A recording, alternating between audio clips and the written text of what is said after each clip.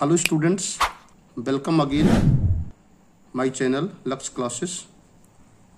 Welcome to all of you. Today in this lecture we are going to explain about the function of blood plasma. As we know that before this lecture we have to complete it about the RBC, WBC, blood platelets, that comes under the heading of blood corpuscles, as well as blood plasma, that is the chemical composition of blood. Today we are going to discuss about the function of blood. blood के कार्य क्या हैं, ठीक है। तो आज प्रिय विद्यार्थियों, आज के इस लेक्चर में हम फंक्शन ऑफ ब्लड की बात करेंगे। जैसा कि हम जानते हैं ब्लड जो होता है दो कंपोनेंट से मिलकर बना होता है। जो फर्स्ट कंपोनेंट है वो है ब्लड प्लाज्मा और दूसरे होते हैं blood corpuscles. As we know that blood is made up of two components, first one is the plasma and second will be the corpuscles. So the first one is the blood plasma. Blood corpuscles में तीन है, erythrocyte, leucocyte and thrombocytes. उसके अलग अलग separate functions हैं, but we are talking about the function of blood plasma here, that comes under the heading of the function of blood. ठीक है, अगर आप फंक्शन ऑफ ब्लड प्लाज्मा की बात करते हैं तो समझिए फंक्शन ऑफ ब्लड की बात कर रहे हैं। ठीक है, हालांकि इरिथ्रोसाइट, ल्यूकोसाइट और प्लेटलेट्स के फंक्शन भी हम डिस्कस करेंगे, but the various functions which are mentioned here that comes under the heading of function of blood along with the function of blood plasma. So the first function is that transport of digested food. Transport माने होता है परिगमन, digested माने पचित, food माने भोजन। पचित भोज्य पदार्थों का परिगमन करना, ट्रांसपोर्ट करना from one place to the other place.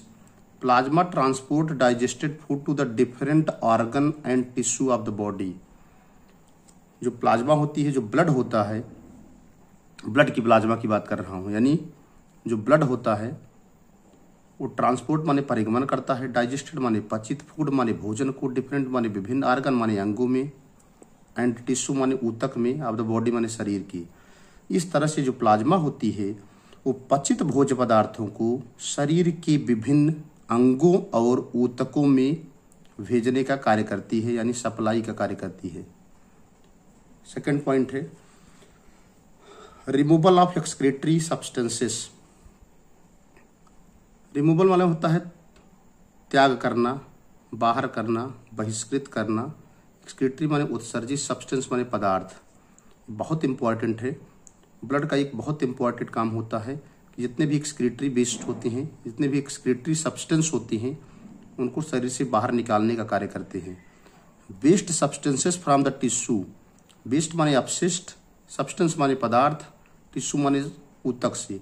जितने भी अपशिष्ट पदार्थ होते हैं ऊतक से आर रिमूव्ड माने उनका त्याग कर दिया जाता है, and carry to the kidney for elimination. जितने भी वेस्ट प्रोडक्ट ऊतक से आते हैं, या दूसरे शब्दों में कहेंगे टिश्यू के अंदर पाए जाने वाले जितने भी अपशिष्ट पदार्थ होते हैं उनको किडनी के पास लाया जाता है, और किडनी के अंदर उनका फिल्ट्रेशन होता है, और अल्ट्रा फिल्ट्रेशन के द्वारा जितने भी वेस्ट प्रोडक्ट्स होते हैं वे शरीर से यानी टिश्यू से बाहर निकल जाते हैं।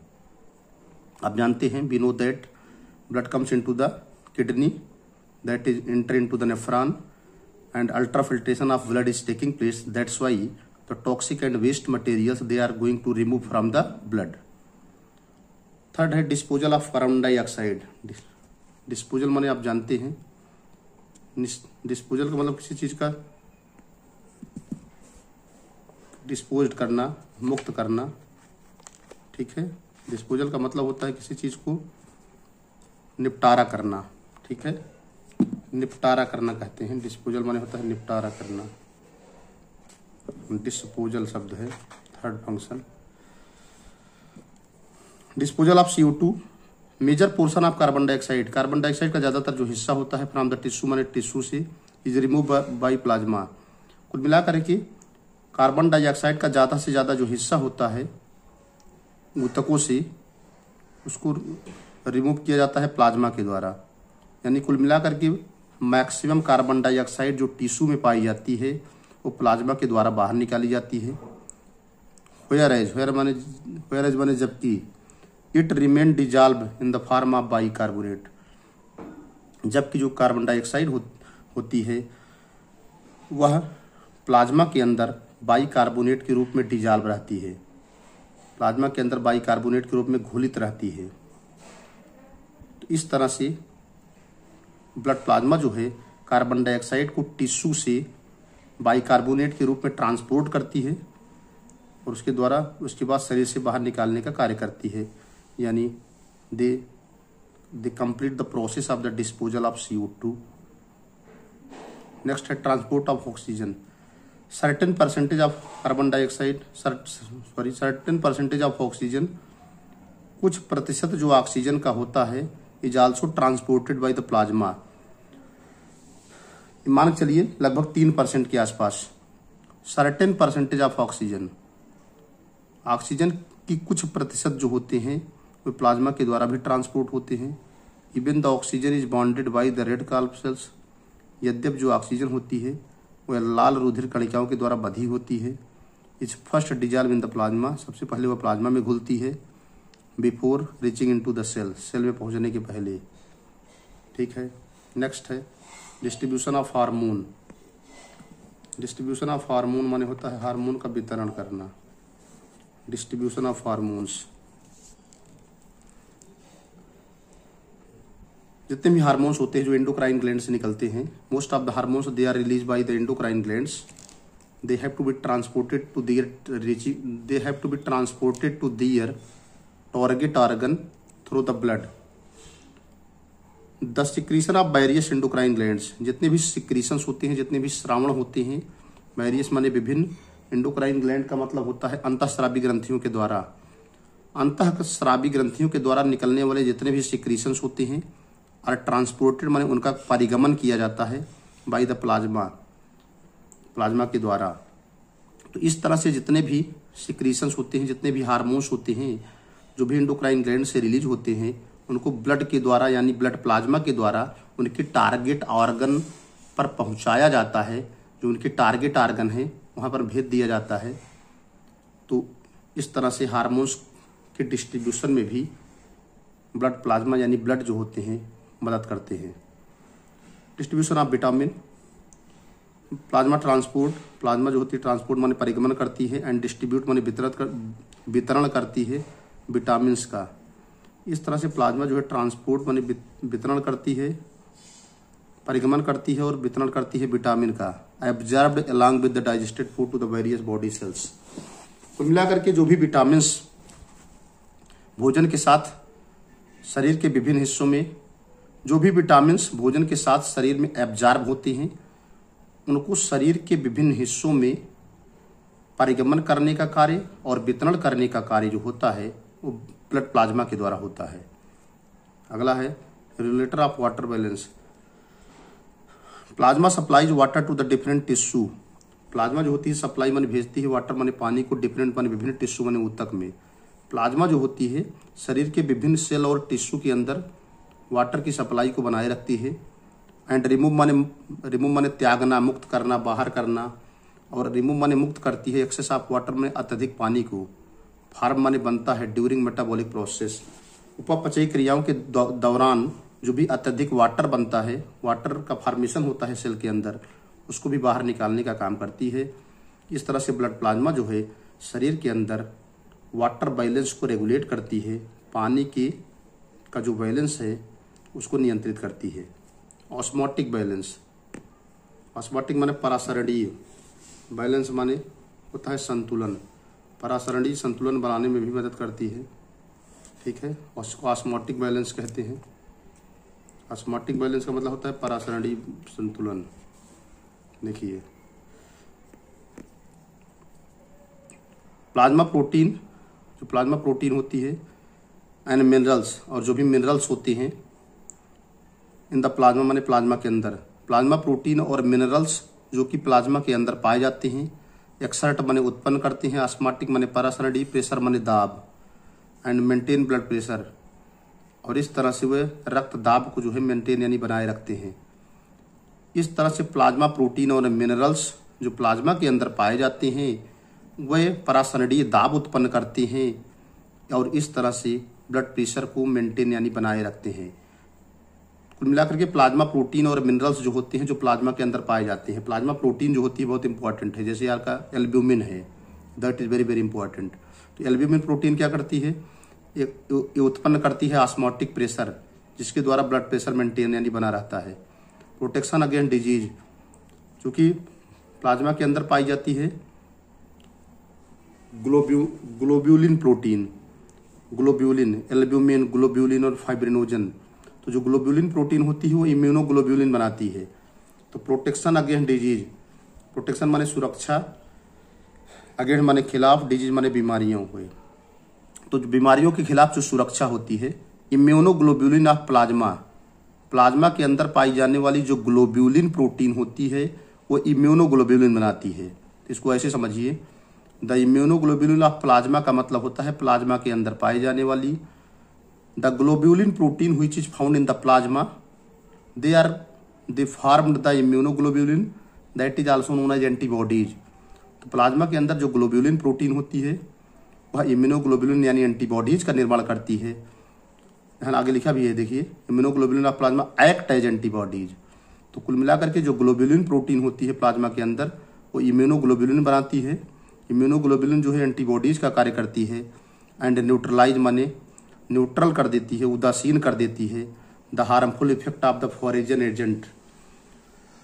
और इस तरह से जो एंटीबॉडीज होती हैं, इस तरह से जो एंटीबॉडीज होती हैं जो हार्मफुल इफेक्ट होता है फॉरेजन सब्सटेंस को, उसको कम कर देती हैं, उसके असर को कम कर देती हैं, न्यूट्रल कर देती हैं। ठीक है, जो हार्मफुल इफेक्ट होता है, ध्यान दीजिएगा, we have to be keeping in mind that, हमको यहाँ ध्यान क्या देना है।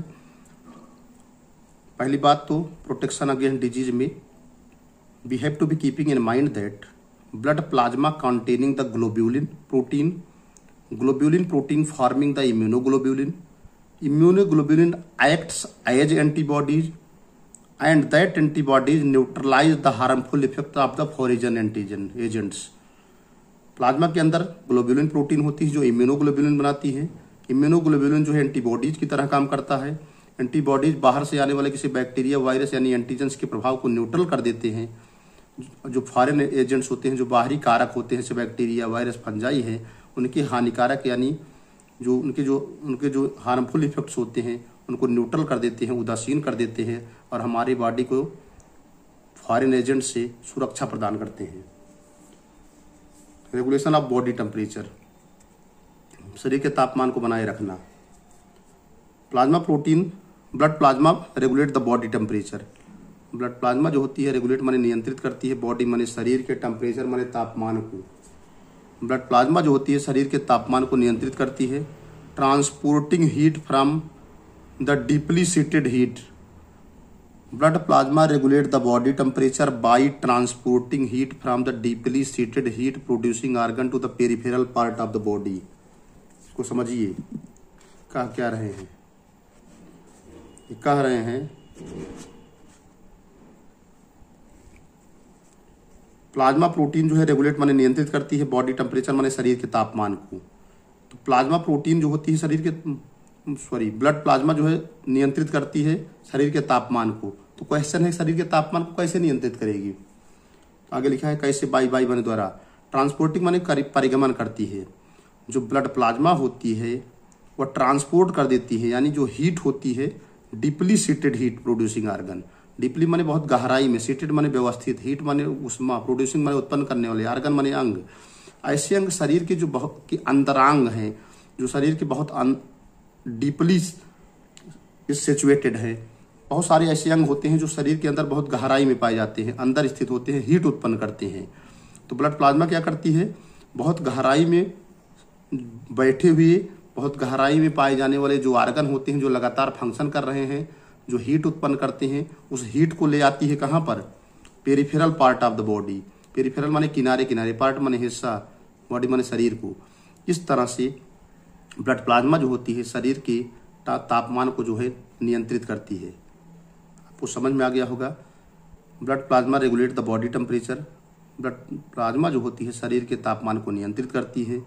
जैसे आपको बुखार होता है, आपके बुखार ज़्यादा है, आप अपनी बॉडी को टच करके आप जान लेते हैं कि फीवर है कि नहीं है। क्यों? क्योंकि जो ब्लड का टेम्परेचर होगा वही आपका टेम्परेचर है, वही आपकी बॉडी का टेम्परेचर है। तो ब्लड प्लाज्मा क्या करती है? बॉडी के तापमान को जो है नियंत्रित करती है। कैसे? वायु माने द्वारा, ट्रांसपोर्टिंग माने परिगमन कर देती है, भेज देती है। हीट माने उष्मा को, जो उष्मा शरीर के अंदर, शरीर के अंतरांग में गहराई में स्थित जो आर्गन होती हैं वो लगातार फंक्शन करती हैं, वहाँ पर हीट ज़्यादा उत्पन्न होती है। तो वहाँ से हीट को अंतरांग से यानी बहुत डीपली पार्ट से ले आकर के पेरिफेरल यानी किनारे किनारे हिस्सों में फैला देती है, जिससे वो हीट को जो है नियंत्रित करती है, रेगुलेट करती है। अगला है blood clotting factor. The plasma protein, जो प्लाज्मा प्रोटीन होती है, fibrinogen, prothrombin and some other blood clotting factor जो होते हैं वो प्लाज्मा के अंदर पाए जाते हैं। Which help in the clotting of blood, जो कि मदद करते हैं ब्लड की क्लॉटिंग में, रक्त के थक्का बनने में। इन केस ऑफ इंजरी माने होता है जब चोट लगती है। तो इस तरह से blood clotting factor plasma protein के अंदर फाइब्रिनोजन, प्रोथ्राम्बिन और कुछ अन्य ब्लड क्लॉटिंग फैक्टर होते हैं जो कि चोट के दौरान ब्लड क्लॉटिंग में जो है मदद करते हैं। अगला है lymph formation. The lymph is filtered plasma. Lymph क्या है? प्लाज्मा का फिल्टर्ड यानी फिल्टर्ड किया गया हिस्सा जो होता है उसी को लिम्फ कहते हैं। ठीक है ना? इस तरह लिम्फ फॉर्मेशन में भी जो है ब्लड की भूमिका होती है, यानी ब्लड प्लाज्मा की भूमिका होती है। फिल्टर्ड प्लाज्मा का मतलब उसके अंदर कार्ब सेल्स नहीं होंगी और वो क्या नाम है इसका, क्लॉटिंग फैक्टर नहीं होंगी। कार्ब सेल तो होंगी, लिम्फ के अंदर जो है WBC होती हैं, क्लॉटिंग फैक्टर नहीं होती हैं। लिम्फ के अंदर ज़्यादातर WBC ही होती हैं। So that's all about the function of the blood. I hope that you must be understand to all of you. आप सभी को लेक्चर समझ में आएगा। चैनल को लाइक करिएगा, सब्सक्राइब करिएगा। Thanks to all of you watching the video. Thank you very much.